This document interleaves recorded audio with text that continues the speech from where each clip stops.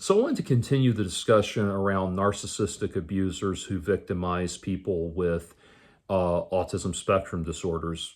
Me, if you're just joining us, being someone who's on the autism spectrum.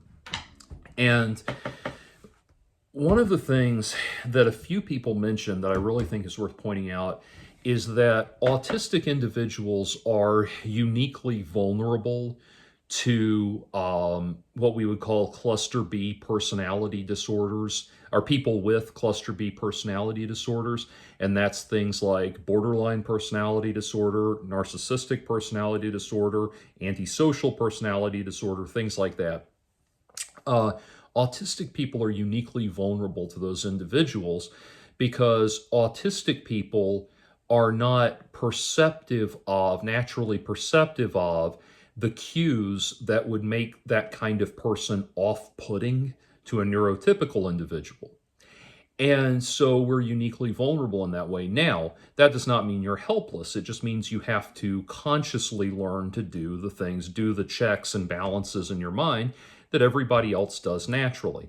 So think about it this way. How do dogs how do dogs greet each other? By sniffing each other's rear ends. Well, let's say hypothetically you're an autistic dog and you don't know, you don't naturally go and do that. So you have to consciously think, got to sniff their rear end every time. I know that's incredibly crass and vulgar of me, but that's just the example that came to mind. Me saying something crass and vulgar. Who would have thought? Anyway, but you get the idea. Now, I want to also say a few things. Now, my usual disclaimer, I'm not a mental health professional. This is all coming from stuff that I have read, coming for as mental health just being a topic that's interesting to me. And it's all coming from also coming from like things that have been explained to me by mental health practitioners who have worked with me and that sort of thing. So always weigh anything I'm saying against the professional standard, obviously. But in the case of this vulnerability to these people, when I talk about cluster B personality disorders, remember, I never want to seem like, as awful as such people can be, I never want to sound like I'm creating a white hats and black hats, good guys versus bad guys thing here. People are multivariant, and a lot of people that fall into these cluster B personality disorders, they are hurting, suffering individuals who need help like anybody else. And yes, they are people who may have cold-hearted indifference to you and most people, or they may have malicious, misanthropic feelings towards you and most people, but they are suffering individuals that need help. They need professional help. But that's not that's not to say that you, the person they are targeting, should try to help them. In fact, that will only make it worse. But it's to acknowledge that yes, these people need help. That said, it ultimately comes down to what Dr. House, MD, said on his show. Actually, one of his characters said on his show, which is, "It wouldn't be his fault if he had the flu. I still wouldn't let him sneeze on me." Case in point. So I want to talk about give you an example. Something I wanted, a more specific thing, which is something I've noticed, which is hidden agendas or underlying motives. When a narcissistic, it's been my experience that if someone is subjecting you to narcissistic abuse or manipulation, that kind of thing, the issue that they are presenting to you, and I was actually talking about this with Aaron from Aaron's Journal, commented on one of my videos, and we talked about this briefly. If a narcissistic, abusive, manipulative individual is attempting to manipulate you, and this is again one of those social cues and social processes that autistic people may not think about, and they have to consciously learn to do it, and that is to look for the underlying motivation, for the hidden agenda. Because if you think about it, neurotypical people, if you try to, I think if people try to manipulate neurotypical people on, and obviously anyone can be manipulated, but on the basis of something that seems wholly unwarranted and illogical, most neurotypical people are going to think, well, this doesn't make sense. There must be something else going on here. Whereas I think a lot of autistic individuals, myself included, are going to hear this and say, well, this doesn't make sense. there must be something about it I don't understand, that kind of, or something, there must be something wrong with me or something like that. And a good case study of that was that the asshole I described that was the leader of that occult group, that occult church that I was a part of, that thank God I'm not a part of anymore.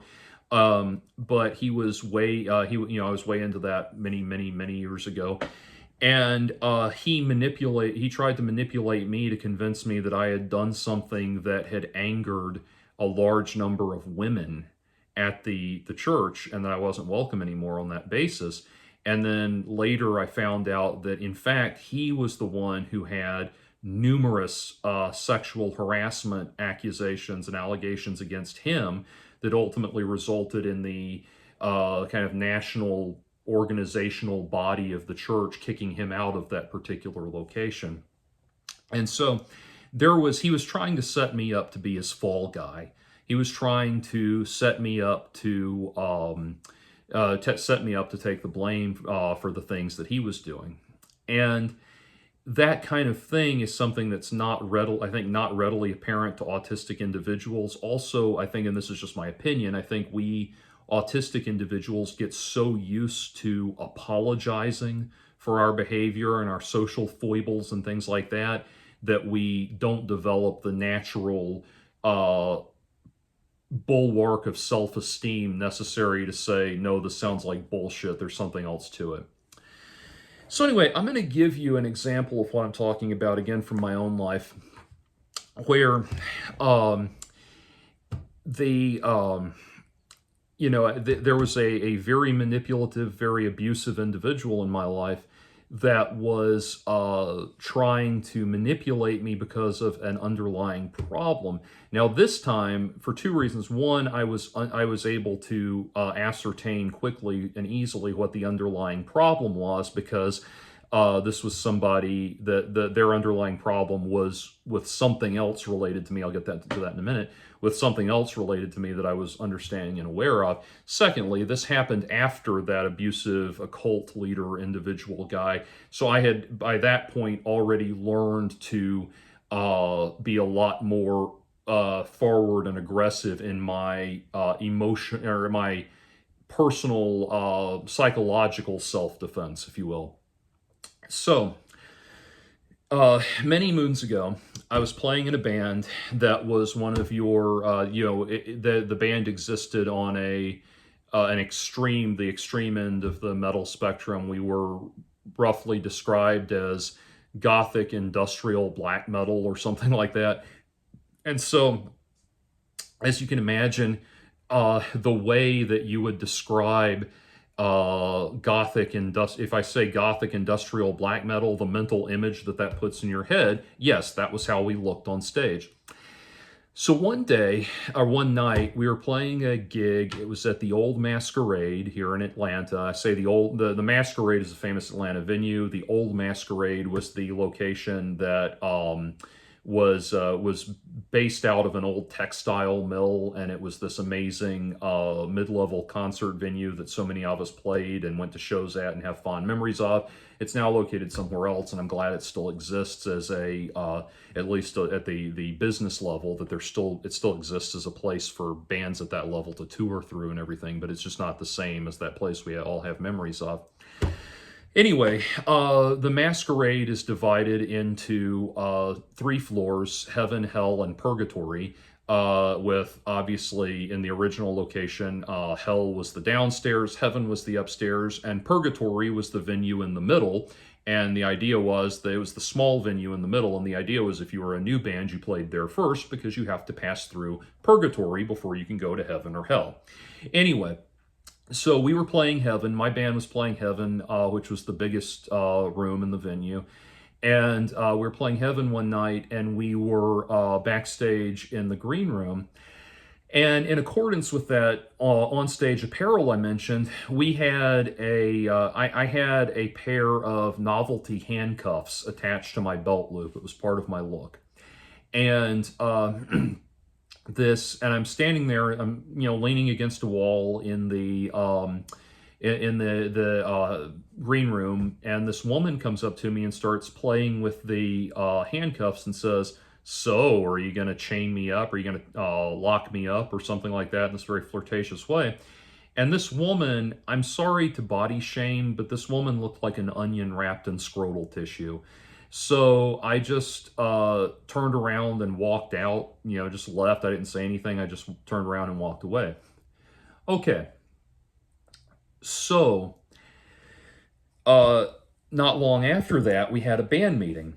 And my band's manager was this woman, been managing us for a little while at that point.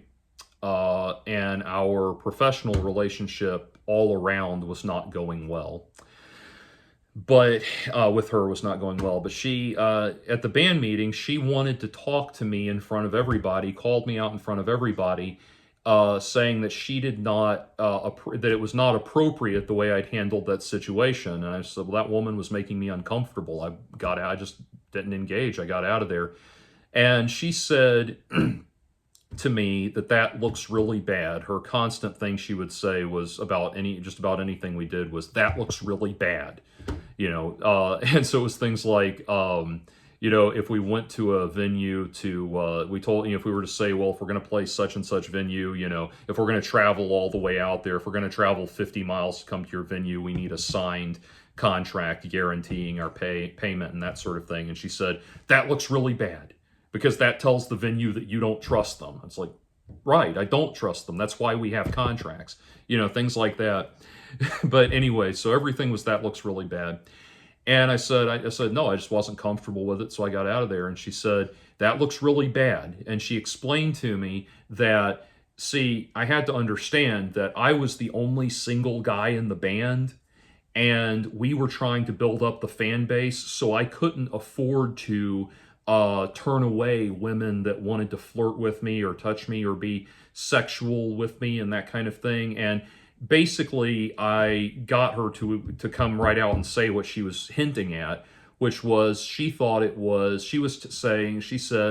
that it was basically problematic that I was unwilling to fuck women that wanted to fuck me if they fuck me, that I needed, as the only single guy in the band, I needed to be willing to go along with women who wanted to have these interactions with me up to and including sex. And she's like, what are you going to do if we're out on tour and, some woman's giving you the eye and you don't want to, that we can't afford to alienate our fans and all of this stuff. And I said, I am not going to fuck anybody or interact sexually with anybody I'm not interested in. Sorry. And she said, well, it's going to be very difficult to work with you if you're not willing to compromise on this. I said, I don't care if I never play another note of music again. As long as I live, I will not be pressured into fucking people I don't want to fuck. Hashtag men too. Anyway, but, and she was trying to bully me in this regard. Now, the thing about this is why I use this as an example of an underlying agenda or a hidden agenda with these people.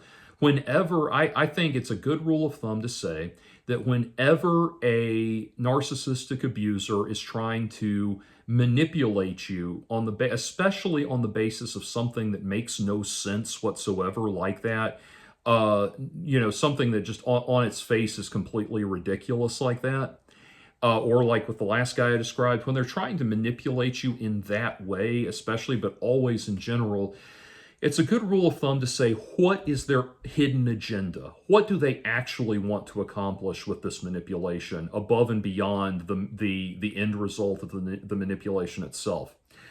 Well, this manager that we had was doing a really shitty job.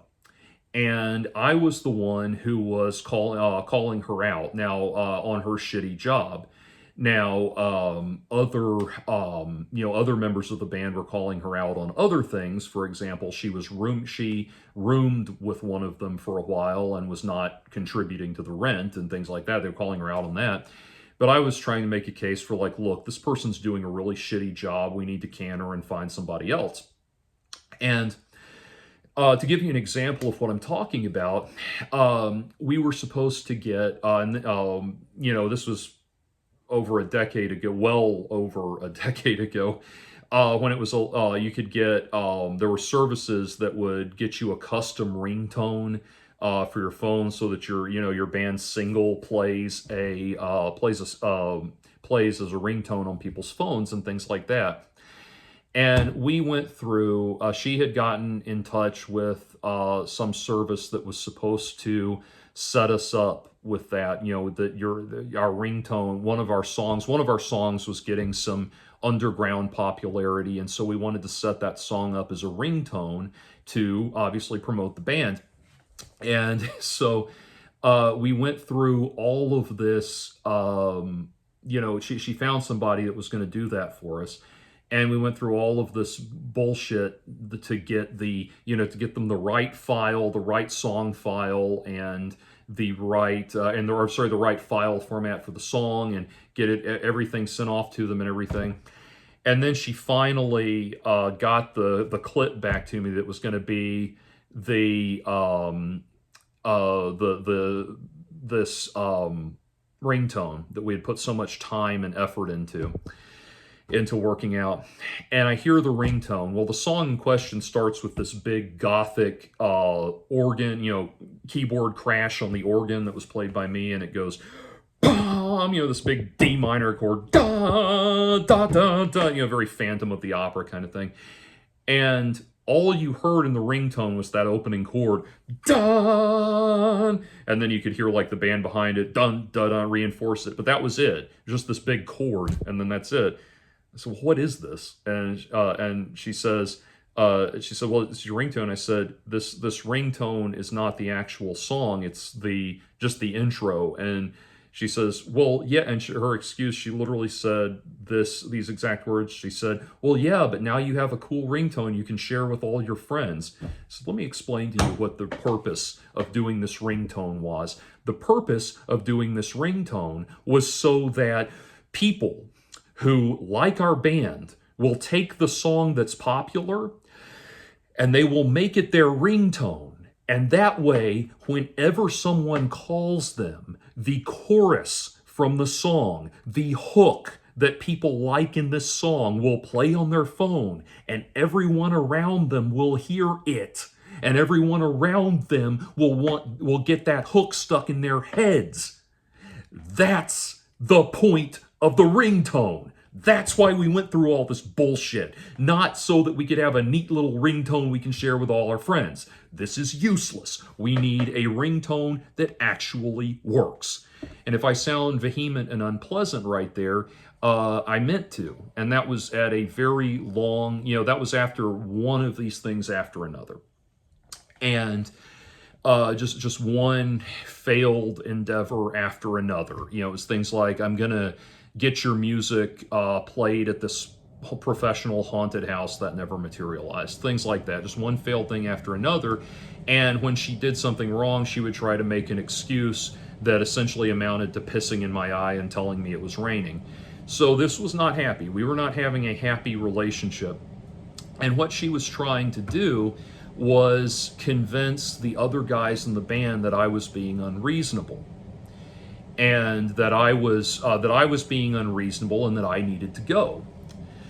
So she thought by calling me out on this unwillingness to fuck the fans thing, or the fans, quote unquote, unwillingness to fuck people I'm not attracted to, she thought by calling me out on something like that in front of everybody, she could get me to look like this uncooperative, difficult individual that is holding the band back or making the band look bad or something like that.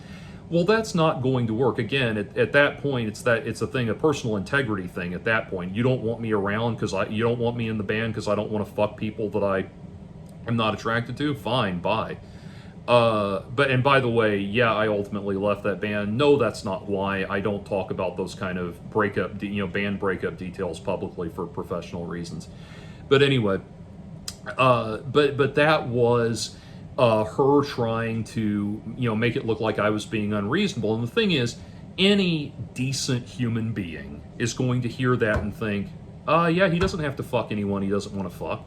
Like, yeah, and that was the response from the three other guys in the band. So no, of course she didn't get anywhere with that. And by then they were all kind of aware of what a lousy manager she was. This was one failed thing after another with lots of excuses and that sort of thing. You know, I could go on with a lot of stories about this woman, but I'll give you one more. It's kind of like we were, I remember it was another masquerade show we were playing, and she was supposed to videotape the whole thing for us. She didn't get the entire set. She put the camera down turned the camera off and put it down during the last song. And I was like, why didn't you, the last song, which got this huge crowd response. I did a very, dramatic, heroic guitar solo type thing and got a huge crowd response and this thunderous applause, all of this great stuff to a huge crowd. She didn't get any of it on video, any of that on video. And I said, well, why not? And she's like, oh, I needed to take a break. And I said, it was the last song. Your break was coming within 3 minutes. We need you to get the whole thing, and you missed the best part of the set. And again, I have no hesitation about being hardline in a case like this, where it's somebody that is completely incompetent and making constant excuses for the fact that they're incompetent. But anyway, that's the situation. The underlying motive there was that she was consistently failing at her job, and was not performing well at her job. We as soon as we canned her and moved on to different representation, we started, gears started turning very quickly for us. But she was incompetent at her job, and one of the main things that was keeping her incompetent was her inability to admit fault on her part. And again, I don't claim to know people's psychological makeups or anything like that, which is obviously why I don't name names. I'm not trying to diagnose anyone or anything like that. But I have, it is, as other people have pointed out, it is a trait of narcissistic individuals that they lack the ability to take personal accountability for their actions. Everything's always someone else's fault, even when the entirety of the blame lands on their shoulders. So that's a great example of that.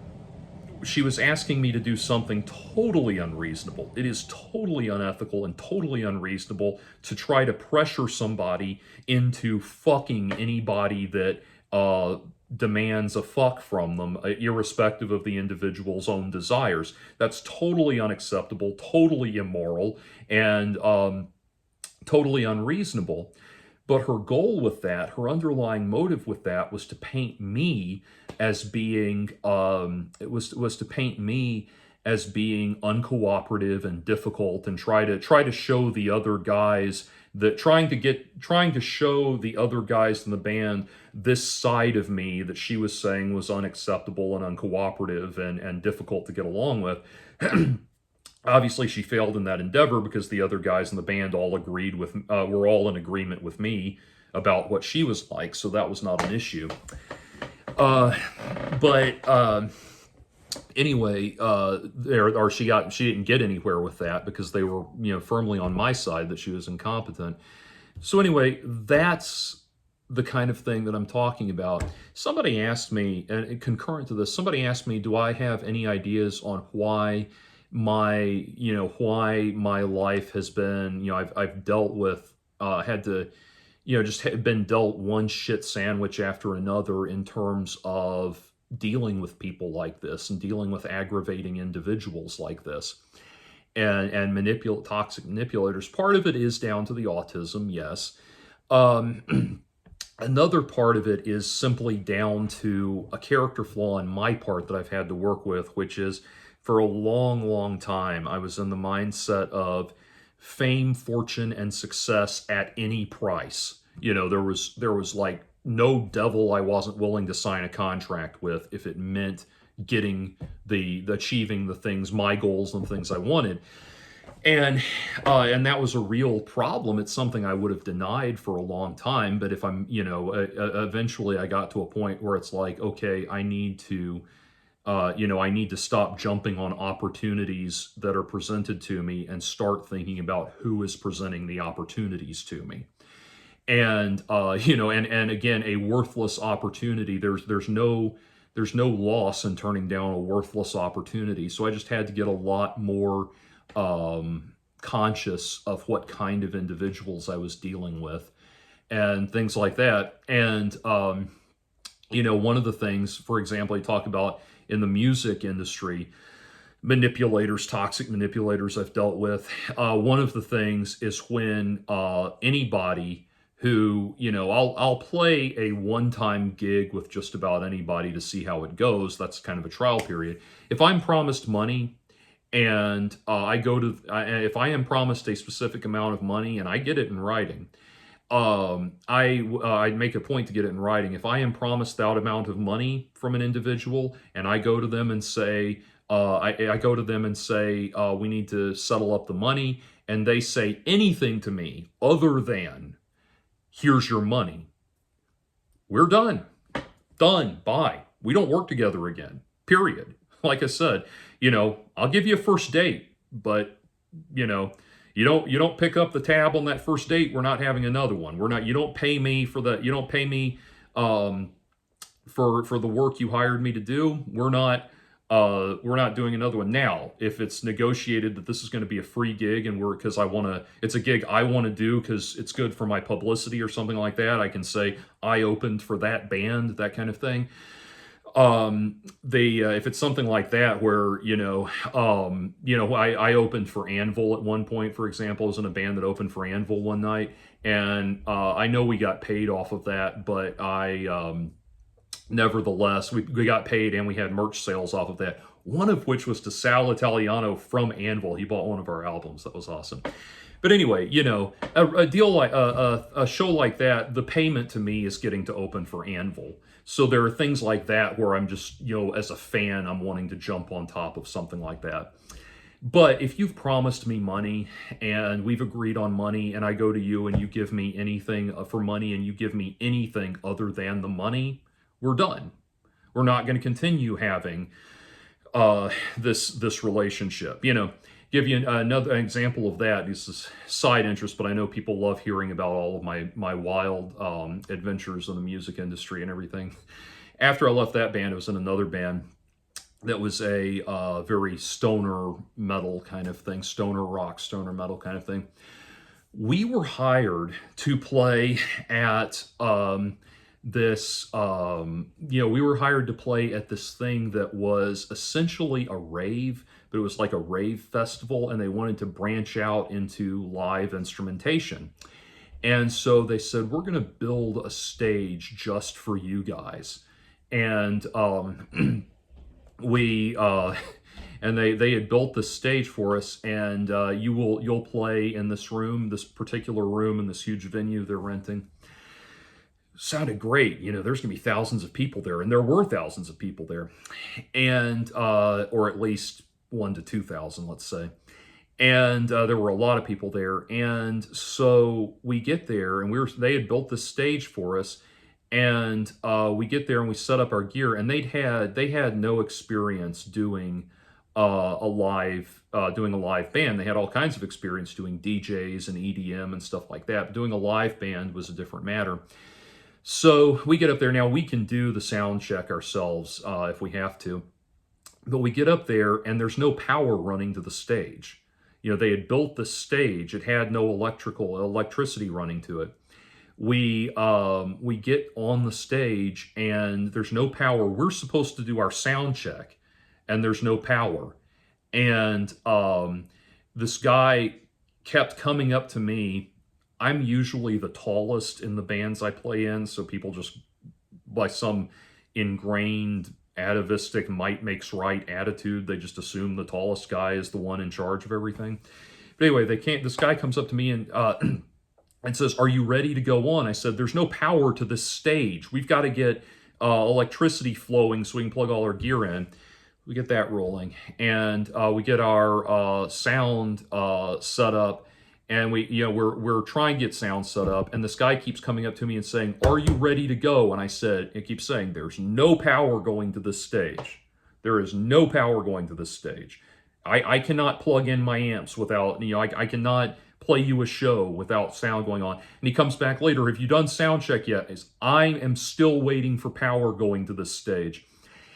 Finally, we have to, I have to go off and find somebody and come back, and we get the power set up, and we get our amps ready to go. And as we're setting up and we're now ready to play, two DJs have set up in front of us and on the floor in front of us and are doing a set. And this guy, someone explained, I was like, well, what the hell? We're about to do our set, and I started to do. I thought these guys were just filling in time for us, so I start checking my guitar and everything. One of the DJs is like getting ready to fight me because I'm playing over a set.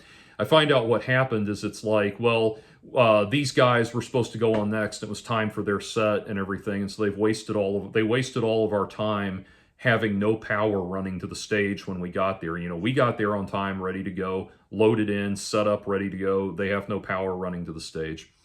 Anyway, all of our time had run out, and they said, okay, well, these guys have a contract, so here's the deal. You can still play, but it's going to be at 5 o'clock in the morning.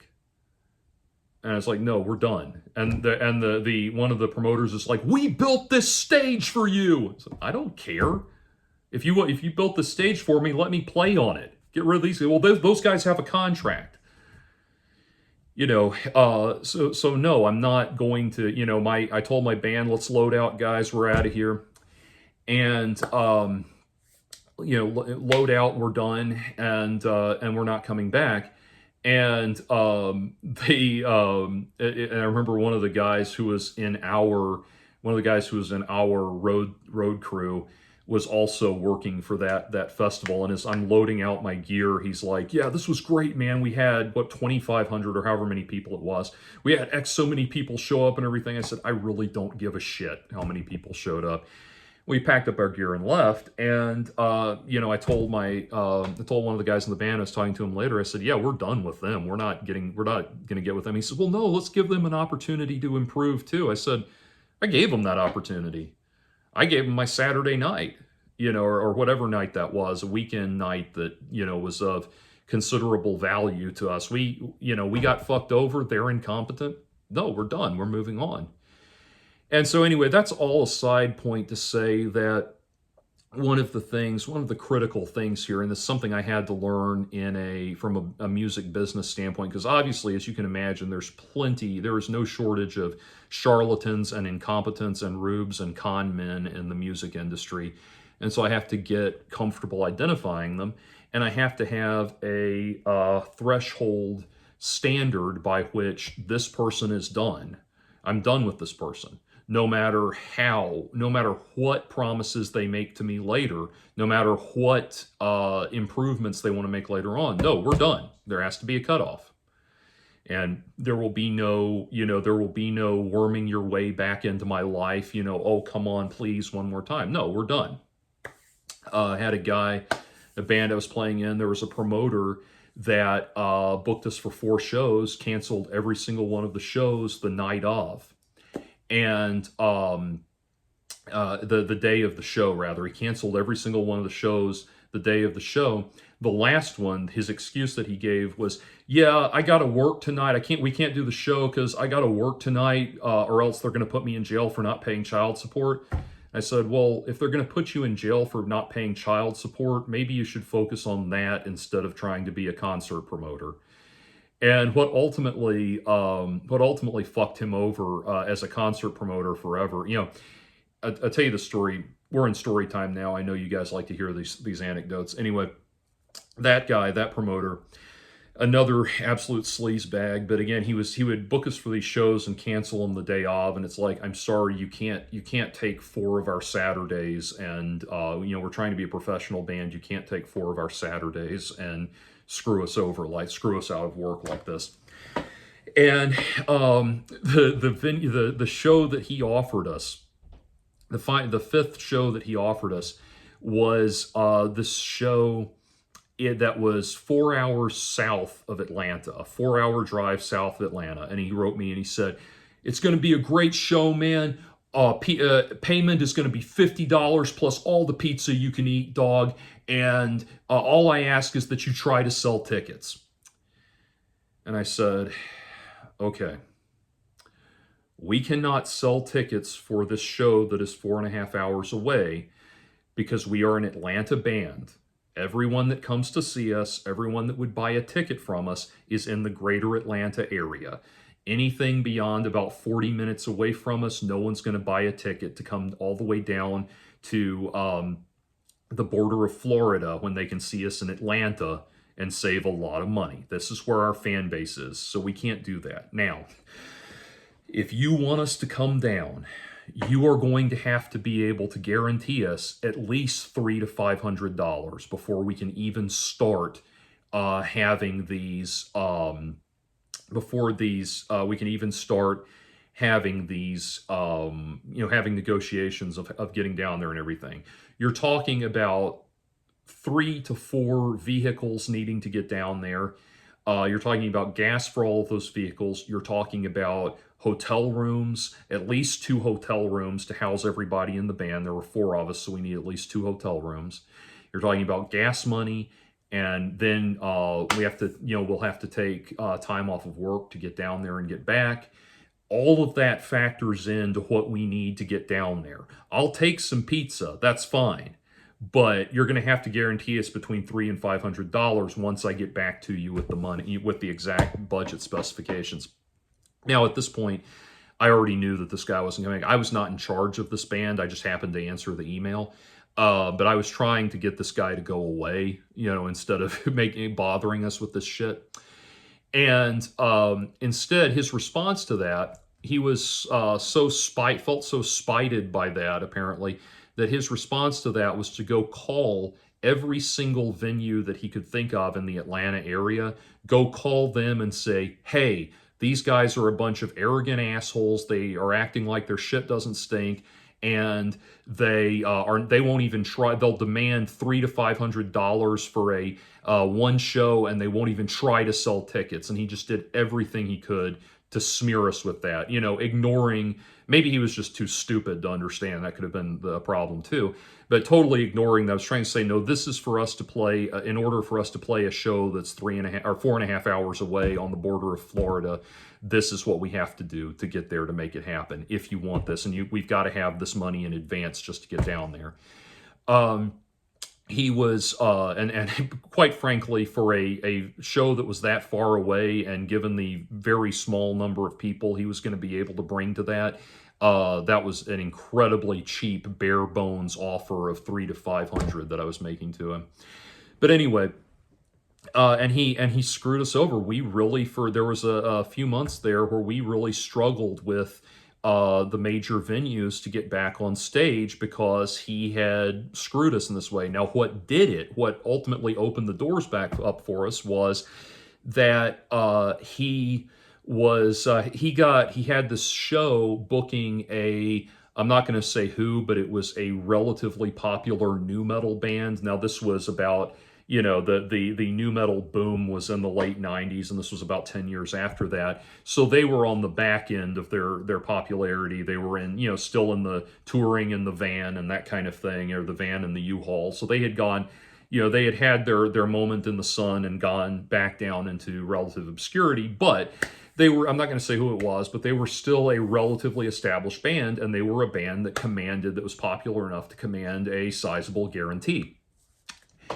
He booked them for a show, and they came to play, and he said, and he canceled the show the day off. He had made thousands of dollars in ticket sales.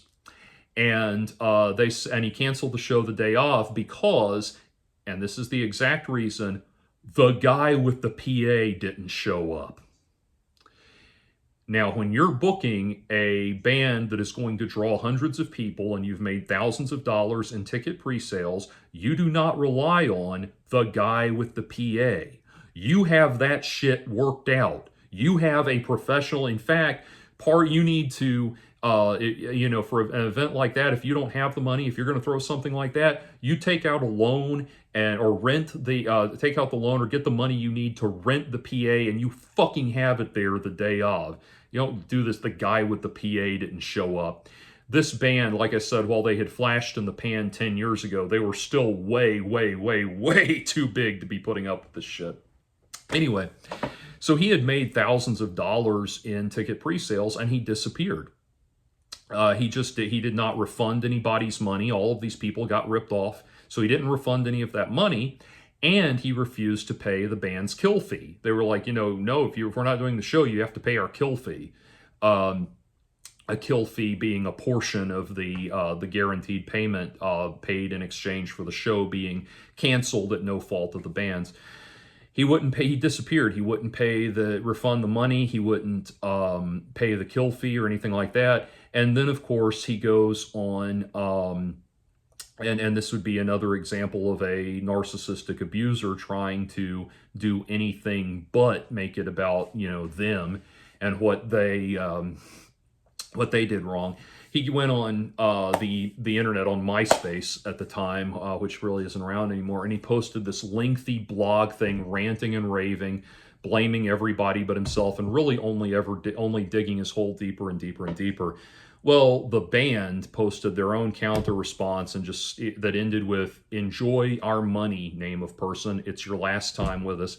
That was the end of it. As far as the Atlanta music scene was concerned, he was never again going to book a show after that.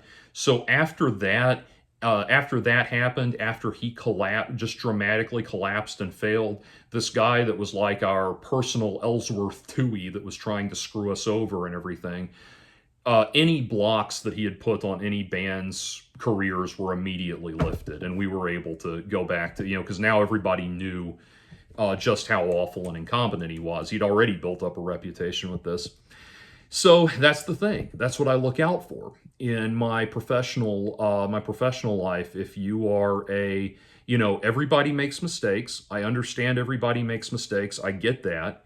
But at the end of the day, musically, at the end of the day, it's my band that's on the marquee, not you. You know, if my band is not able to play a show because of your bullshit, the audience that came to see the show is going to do is they're going to go home and say his band didn't play. The band didn't play. They're not going to say the promoter was incompetent. They're going to say the band didn't play. I'm the one who has to take the burden of that. So you need to not make me look bad. Anyway, that's the standard that I apply in my musical relationships with people. Not too long ago, I was there was a guy not too long ago. There was a guy that years and years and years and years and years ago we had a dispute over payment at a gig and by virtue of just moving in the same circles and being in situations where we had to interact with each other, you know, we got to where we could we would talk to each other. I don't think he remembered me. Obviously, he was the guy with the money. I remembered him a lot more than he remembered me. But it got to a point where we would see each other and we could speak, you know, on friendly conversational terms and everything. And I ultimately felt fine enough around the guy that I thought that I said, you know what, I'll forgive him and I'll move forward. And what I've learned is you can forgive, you can't forget. You can't afford to forget. And so this guy posted an announcement about a tribute band that he was going to be starting. And this was a tribute band that had the potential to really make some money and be something that was very popular. And tribute bands are huge in Atlanta right now. In fact, I've been kicking around some ideas for things like that myself. But he had this idea for a tribute band, needed a guitarist for it. And you have to understand, with a tribute band, it's not enough to just cover the song. You have to give the audience the audience has to be able to feel like they're seeing the actual band. You know, it's not enough that you it's not enough that you play guitar. It's not enough that you be able to play Angus Young's guitar parts. You need to also be the height of Angus Young, things like that. This was not an AC/DC tribute, but again, this was a few years ago, and I thought, well, this is a very promising thing. And so I said, yeah, I'd like to audition. And he said, great, we'll get in touch with you with an audition, get back to you with an audition time. Looking forward to it. In the meantime, learn these songs. I learned those songs inside and out, and they were not simple songs. They were songs that required a lot of this stuff and everything, which is what I'm trained for, but I still had to sit down and put all the energy into it. And week went by, I didn't hear from him, and so I reached out to him and said, hey, I've got the songs ready, what time should I come by? And he said, oh yeah, we've got somebody already, sorry, we forgot to get back to you and everything. Okay, I will never audition for one of his bands again. And that is not even a personal thing, it's not a grudge, I'm not holding anything against him. I wish him all of the best luck in the world. But as a musician, I've got to focus on the people who are going to respect my time and value my time.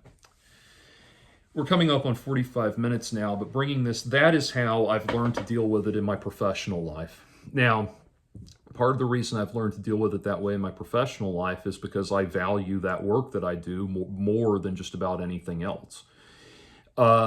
So it's the most important, if I'm doing it, then it's the most important thing in the world to me.